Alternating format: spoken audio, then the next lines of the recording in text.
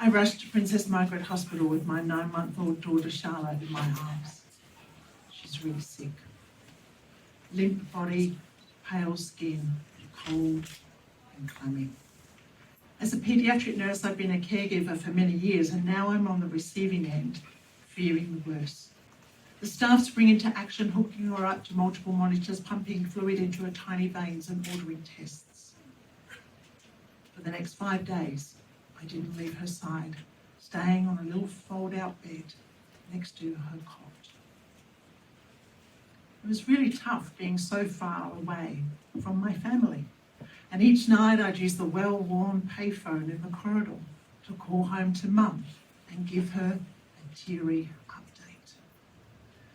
I got a lot of comfort from the friendship room in the hospital run by the volunteers, these ladies who wore pink aprons, a place where I could go and ponder, cry, reach out to the universe.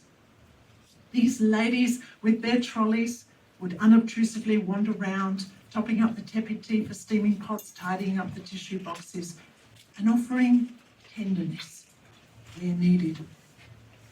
A touch on the shoulder, a hug, a listening ear, or simply more tea.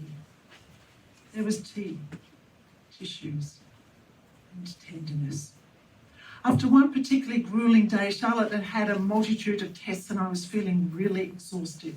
There was a big queue to use the payphone in the corridor, and I knew that I didn't have long to chat with Mum.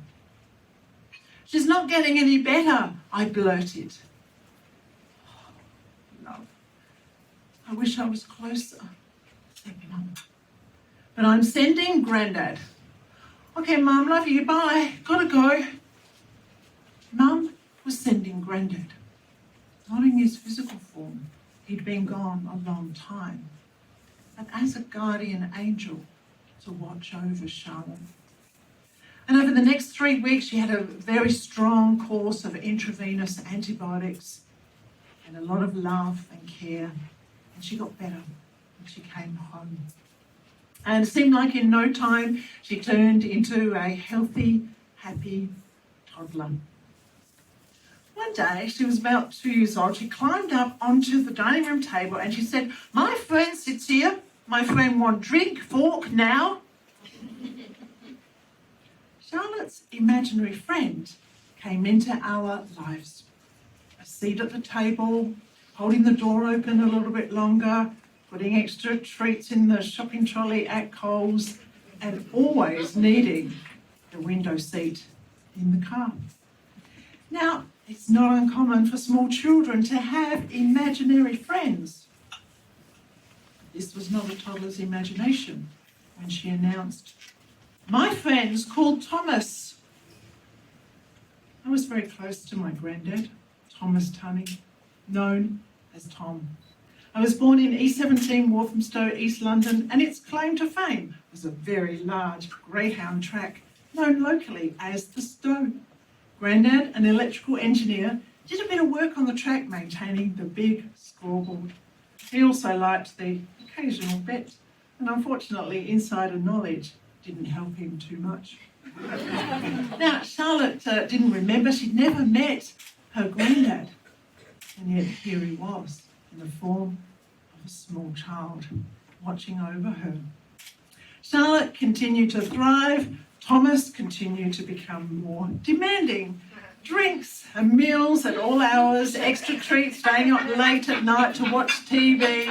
She wanted clothes for him, and we were always let out of the house because Thomas was usually hiding. Charlotte continued to thrive, and she was getting ready to go off to kindy. We wanted her to meet some new friends, so I decided it was time to write Mum a letter.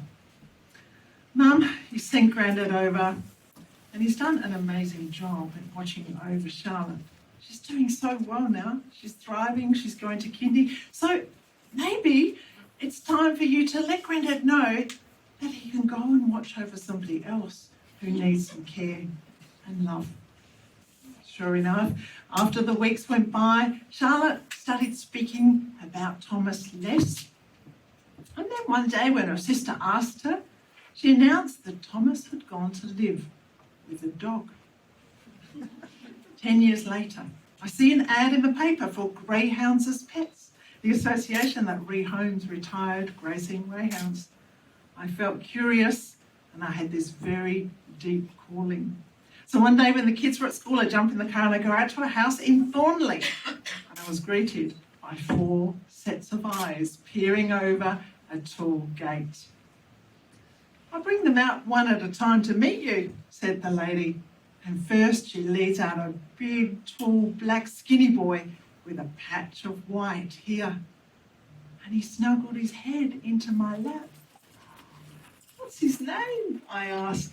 The lady looks at his file. "Well, his official racing name is Cowboy Country. But he's known as Tom." "I'll take him," I said. "Don't you want to have a look at the others? Would you like some time to think about it?" said the lady. No, I'll take him," I said, as I'm bundling him off into the car, not even thinking about how I'm going to explain turning up at home with a big black skinny dog called Tom. Well, you can imagine their faces when my girls came home from school and my husband came home from work to be greeted by a big black skinny dog called Tom, who then lived with us, and he lived to the ripe old age of 13 years old. We never know who is looking over us and in what form they may take. Whatever is going on in our lives, the good times and the challenges, there's one thing that I'm sure of: the magic of the universe. She has your back.